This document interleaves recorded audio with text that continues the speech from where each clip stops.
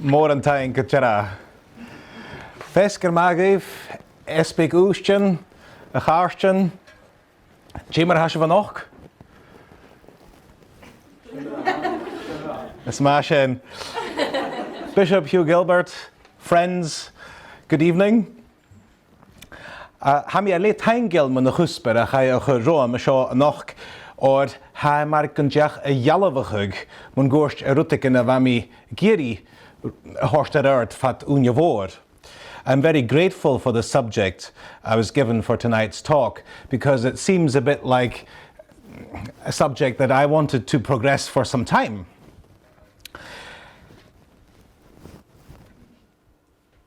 Thank you, Chris.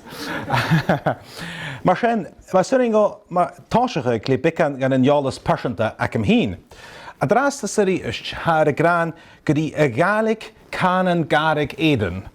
Agus hashin a ferachkin karst ach sul kerson.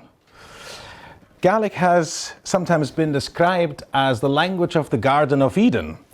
Gonsa ha a Gaeltach geferachkin kusonriche bianichtje. Agus ha mi gan werk gewel sin ska irishlach nandonia. The closest I have come to explaining the attraction of Scottish Gaelic to myself is that Gaeldom must be especially blessed. In Scotland in general, but in particular in the Gaeltach, as Gaeldom is known in Gaelic, people seem to look out for each other. The arrogance and elbow society of much of the Western world doesn't seem to have reached here yet. St. Augustine famously said, if you should ask me what are the ways of God, I would tell you that the first is humility, the second is humility, and the third is humility. Well, I think the Scots, and again in particular the Gaels, have got it in their veins. I'm not sure why, but wouldn't be surprised if the clan society maybe had a part to play here, where everyone looked out for everyone else. Der hennig mische a galopa va traumingen a kudragorum agus ha mi gemakinjach gere gia agus blasad ga garig Eden a hlanich mi ek chan hau. I'm not going to bore you with too much of my personal story, but when I arrived in Scotland some 15 years ago, I was suffering from depression. And in the rat race of the city of Berlin, where I was living at the same time, I don't think it would have got any better. There are several elements that finally led to my recovery, God being a very important one of them, but getting a foretaste of the Garden of Eden in the Scottish Highlands certainly also played an important part, I think. Ach, rasch go groichen sulta, va kulta duchesach allepanach gema taringach go. Ha chuma ga eichgin mar farst ga beha laichel na gaeltach. Maar als je blik Kalian as na Helanen for de wil schenne zaken down sa cola. Nos munich de wat nashente. On a more earthly note, popular Scottish culture really attracted me. In the big cities of this world, like my hometown Berlin, popular culture has almost ceased to exist. But in Scotland, and especially in the Highlands, it is a part of everyday life. I think of village hall ceilidhs in the Hebrides, where the whole community, from the toddler to the old age pensioner, dance together. Or think of the Royal National Maud, this week-long festival of Gaelic song, music, poetry and language that takes place in a different town every year. In short, popular culture is part of everyday life. It's part of what people are. Nisha stoch gwesha feinjach Jay von de green a hoek gedamalchach shen in the show kultar alapanach. Now, I do feel like a bit of a fraud, I have to say. A German coming here to give a talk to the Scots about Scottish culture. But in my defense, I'd like to say that I hope you can start to see how it sometimes hopefully helps to get an outsider in to let you see what you've got there, what the strength is that you've got. A recent study found that 1/3 of tourists coming to Scotland want to have an experience of the Gaelic language while they're here. I wonder how many of that 1/3 actually get it. What I'm trying to say is there's untapped potential here. Misha, Brian cohex jachtriel. Skinjach gewil fysik na gael go be a Gaelic prief gaan an na halapa as na mea an ocean. Gaelic is the traditional language of the Scotti, or the Gaels, who settled in Dalriada, in present-day Argyll, where I have the pleasure to live, in the 4th and 5th centuries AD. By the 11th century, it had become the language of the majority of Scotland, including of the Crown and of government. Gaelic has a rich oral and written tradition, having been the language of the bardic culture of the Highland clans for several centuries, and indeed being the oldest written vernacular north of the Alps. One of the people who brought Christianity and the Gaelic language to Scotland was, of course, St. Columba. He was an Irish monk, and you see a picture there from a window in the parish church on the island of Lismore of St. Columba. He was an Irish monk who founded a monastery on the island of Iona, as I'm sure many of you will know. At that point, the Gaelic of Scotland and Ireland were identical. There were, of course, other languages spoken in Scotland. A large part of the Highlands were inhabited by the Picts, who spoke a P-Celtic language related to Welsh. The Hebrides and Northern Isles were Viking territory. But for several centuries, Gaelic would have been the dominant language of Scotland. Gàidhlig in Erevi a Gaidhlig an ro a leidserút die Eiclis Caitligich an gus nach ro. Scoiú ha ön sakars an the skire espig ar a gaels na nilan a curtaich grishaviach guro. Scholars have fought over whether there was such a thing as a Celtic church or not. I read this fascinating book by Brendan Lehanen, who told me he thinks there was once such a thing as a Celtic church. But others, such as the prominent Gaelic scholar and Baptist Professor Donald Meek, dispute that the peculiarities of Christianity in Gaeldom amounted to such a thing as a Celtic church. Now, I don't feel nearly well enough equipped to come down on either side, but the special elements of Christianity in the Celtic world included a closeness to nature, possibly originating from paganism. The structure of the church was not as hierarchical as it is in the Roman Catholic Church today, with abbots rather than bishops being in charge. Indeed, monasticism was a very strong feature, and the aforementioned St. Columba and his monks helped to spread Christianity in Scotland. Celtic monks also evangelized much of mainland Europe. Last not least, they had their own way of calculating Easter. And only after an argument lasting many years did the Celts give in to the Roman way of setting the date. A symbol of Celtic Christianity, of course, to this day is the Celtic cross with its characteristic circle. Marahais akiv Hoshich Krinik na Gaelic le Rechken Elani an Shiakirchiag agus Anei. The decline of the Gaelic language probably started with the Statutes of Iona, shortly after the union of the crowns. Passed in 1609, they required that Highland clan chiefs send their heirs to lowland Scotland to be educated in English-speaking Protestant schools. This was meant to ensure that the next generation of local leaders, were English-speaking Protestants. Bards, who were the bearers of tradition, were outlawed, undermining the confidence of Highlanders. People would increasingly look to the English-speaking society. Knowledge of the English language was regarded as a tool that would allow you to get a better job and be part of the new society.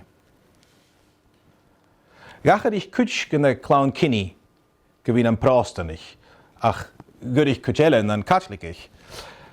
As a result of the Statutes of Iona, some clans, such as the MacDonalds of Slate and the MacLeods of Harris, adopted Protestantism. Other clans, notably the MacLeans of Morven and Mull, the MacDonalds of Clanranald, Keppoch, Glengarry and Glencoe, remained resolutely Roman Catholic.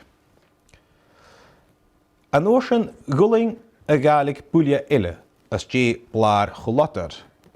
Gama fashgorna seo, an sheachkirtiag kerit secoig, agus I gaturamask.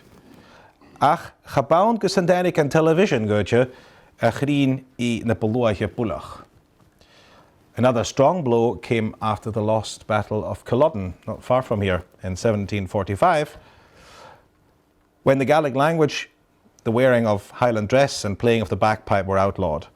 But it's probably fair to say that it wasn't until the arrival of television in the 20th century that the decline accelerated. A glosa derert gan a la Jukata, Chial an cúnta slúag ma dheireg go bhfuil an éirih loch labhart áca na Gaelic a gáisteach san na chia dúir. Geta an éirih loch labhart fat haas de críneach. Le sin ha cútramach go bhfuil an náicrí fut in Comann, gus a Gaelic uisneach mar sin go tar iad saní gan na nágannealach. Moving swiftly forward to 2011, when the last census revealed that 58,000 people in Scotland are Gaelic speakers, and about 30,000 have some knowledge of the language, about 1.7% of the population. Now that's not a big number, but for the first time in modern history, there was an increase in the number of young Gaelic speakers under the age of 25, even though the overall number of speakers had decreased. Ensuring that the growing population of young Gaelic speakers is supported to continue to use the language and to pass it on to the next generation is critical to maintaining Gaelic as a living language. Nishtá sin a glósa darart gan a cóhex crinneolach, a enam an áiteachan a sealtain goin, go a Gaelic uiricin mar fríomh chanan as a chutja smóid a galapa, is gas go bhfuil enam an áiteachan Gaelic pelch cha bhór fiag na dúcha a cha bhain an a narca a sealtain. Now you might wonder, what has Gaelic got to do with my parish? Well, the interesting thing to look at here from a historical point of view are place names. If a place has a Gaelic name, it is likely to have received it from people who lived there and spoke Gaelic. Ian Taylor, who taught me at Solmarostig, where the college I went to, has done extensive research on the subject. He looked at 3 elements in place names. Achug, meaning field, Bala, meaning village, and Kil, meaning church. He found that these were widely spread across Scotland, except for parts of the Borders and Caithness regions, as well as Orkney and Shetland. In his conclusion, he shows that Gaelic must have been the dominant language in most of Scotland at some point. In those parts of the Borders that don't show a widespread usage of the 3 aforementioned elements, there are still some Gaelic place names, which suggests it may have been a minority language here. We can assume that Gaelic was never spoken in Orkney and Shetland. Misha, cretu as na hillen an siad, san as na hillen an jes a bhain a hiad, I a bhain poplach ga mud a mer, agus an sin chan yelle a ferach in icher na me werkse, gewel scarig aun etter cretu Caitligich agus cultur alabanach. Gujera ha cretu Caitligich mar farst ga behan an deunje. Sa sin die eich kan kutjach kan a leor baarstach guur handig amach wach an gerrig le Marian nicht gilje worden, for wil dain spiritual agus baarstach sulte a meske hele. As you may be aware, there are a number of islands in the Hebrides where the Reformation never arrived. The local clan chiefs simply refused to convert, and the Catholic faith has remained strong there. The 2 bigger islands to be mentioned here are Barra and South Uist. Nowhere else in Scotland have I seen shrines of the Virgin Mary by the side of the road. And, well, not in that dimension anyway. But there are some areas on the mainland as well that remain predominantly Catholic. For example, in the rough bounds west of Fort William. In South Uist and Barra, it certainly doesn't feel like there is a divide between the Catholic faith and Scottish culture. Every year, for example, in Barra, the parish priest blesses the fishing boats. So faith is still a part of everyday life in these places. there are other priests who have some knowledge of Gaelic and probably only need a bit of confidence building in order to be able to say Mass in the language. In my view, it's not only about increasing the number of Gaelic Masses, though. I attended a trilingual rosary on the Isle of Eriskay once. Parts of it were said in English, parts of it were said in Gaelic, and parts of it were prayed in Latin. And people seemed very used to it, and it seemed to work seamlessly. The parish priest there, Father Ross Crichton, is a fine Gaelic scholar, and this concept could even work with a member of the congregation leading the Gaelic elements if the priests can't do it. Ha Maestre Ross adraste y goper leor úrni úr, callach di h-Eaglaise. Sure, h-Eaglaise. Because úrni in Gaelic of Rossendach as an dachi. Be a kutjach a feilchig bayat darúr ha ginchigo. Father Ross tells me he plans to publish a new book of Gaelic devotions along the lines of h-Eaglaise as a way of encouraging prayer in the home in the language. He also hopes to publish a new collection of Gaelic hymns, as there is currently none available that contains all the relevant ones, he tells me. Va an canon Ian is Donalach nach Marin, asas gus an chimnag nuag etter henkige go Gaelic la ju. Agus, ham heen mochtel go parsht gemabik akimsa an kutjach. Furthermore, the late Canon John Angus MacDonald was involved in an ecumenical project to translate the New Testament into contemporary Gaelic. And it was published only a few weeks ago, hot off the press, yeah, and is available from the Scottish Bible Society. I had the pleasure and honour of doing a small amount of proofreading for it. Ik had gehacher nul agerin. Sanashin glunjar trisk, glunjar bikan Gaelige trisk ekenaiden. Agus hashin furste gaive gian. Ik lees kabi huletunje kionsige geganen as a skull. Let's look briefly across to our Celtic neighbour for a moment and find out what we can learn from them in terms of culture and faith. They do have one advantage, of course. Everyone learns Irish in school. Not everyone is interested in it, and not everyone becomes an active speaker of it. But having studied Irish for all of the school life, most people have a fair understanding of it. And that, of course, helps. But it did strike me that masses, even in places which aren't an official Gaeltacht or Irish-speaking area, very often contain elements of Irish. At least the Our Father, see what you can see here.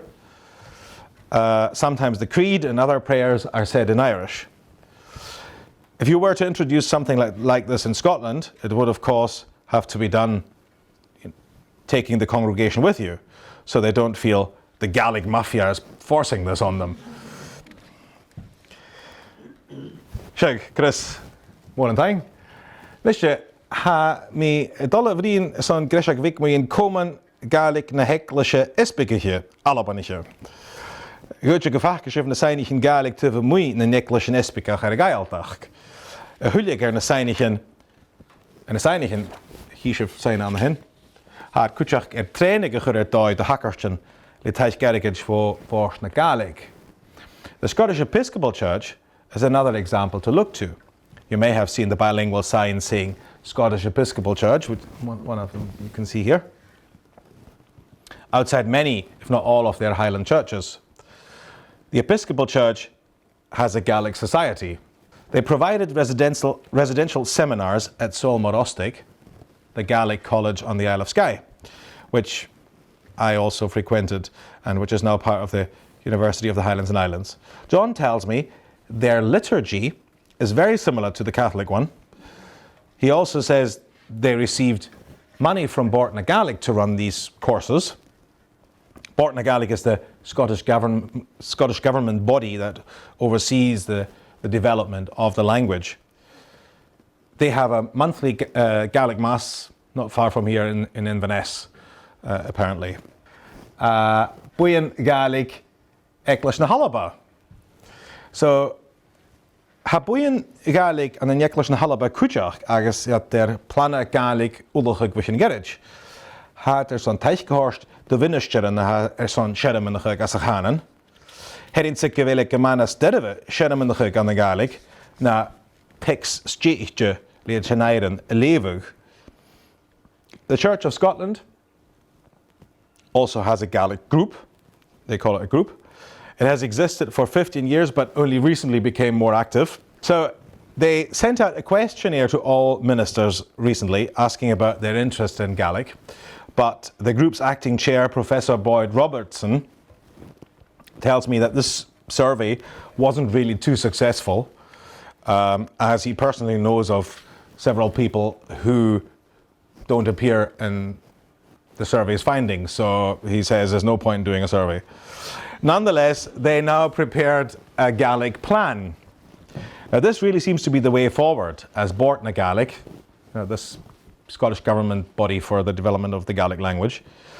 That's what they do. They make other public bodies prepare a language plan.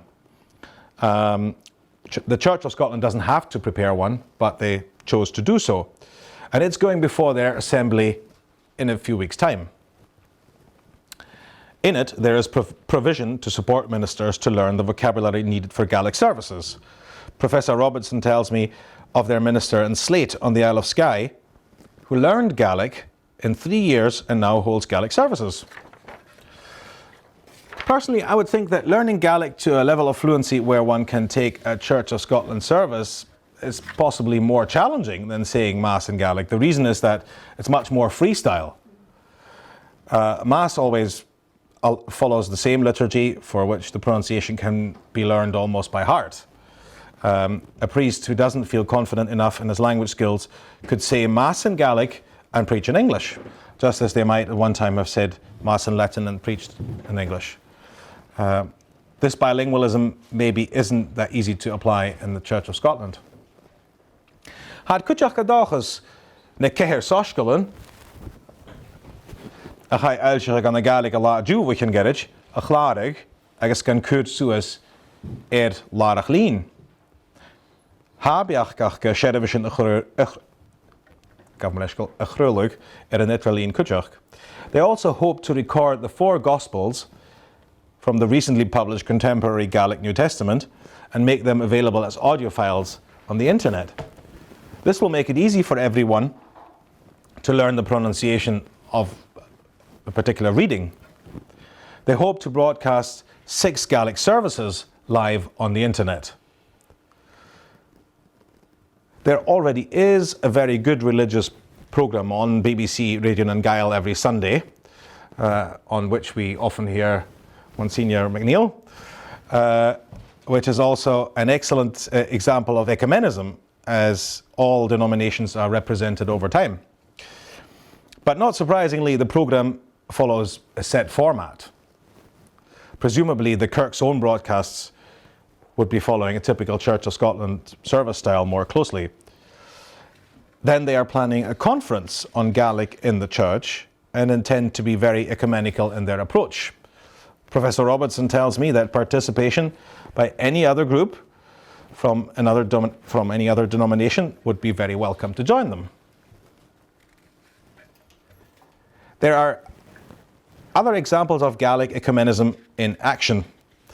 In parts of the country, like for example in Edinburgh, Gaelic services are kept alive with the help of Catholics, and I hear this may also soon be the case in Oban. Ach, rutas kutter me hier goetje, hoe dat erget wo varsne Gaelic is an officer lessigi, agus mes grutanele hat son soochentas da han en gegroegig. Last and not at all least, Bortna Gaelic awarded funding to the Church of Scotland for a development officer for 1 year. One of the officer's duties will be to find funding from other sources to continue their own job. But, apart from that, they will also do some other work, I hope, which is, for example, to develop a fully bilingual logo, and consideration will be given to bilingual signage thereafter on buildings whenever a sign needs to be updated. Nisha Hashin Chin Ganan Gàidhlig. Gut gewil biach agif mar ha Caitligich vel seo dol. Ha mi a mollig Comann Gaelic is Stèidheachadh ma ha teich gulioran son leach. Gut an Comann teich gehorst de hackersten ha son bekan Gaelic gehorst steach an a Stèidheachadh agus gut mit cat die seinichen Dachan nach Faravel Dönje Ganiri. You can probably guess where this is going. I suggest setting up a Gaelic Society of the Catholic Church, along the lines of the aforementioned two groups. In the first place, one would of course need the support of the Scottish bishops. Furthermore, I have to say that I would only take this forward with a sizable team, preferably involving a Gaelic-speaking priest. I'm not looking at anyone. The Gaelic Society of the Catholic Church, or whatever its name would be, could hopefully attract funding from Bortna Gaelic as well, and also from other organisations for particular projects, and possibly even for a development officer. The Society could look at whether Gaelic training courses for priests can be run in conjunction with other churches, in particular the Episcopal Church, or if this isn't practical, we could run our own. In my view, the Society should have an internet presence and a social media presence as well. The Society could provide training resources such as sound files of Mass and popular prayers in Gaelic for those priests who might want to include elements of the language in their services. These could be made available to everyone on a website. Occasional Gaelic Masses could be broadcast there too.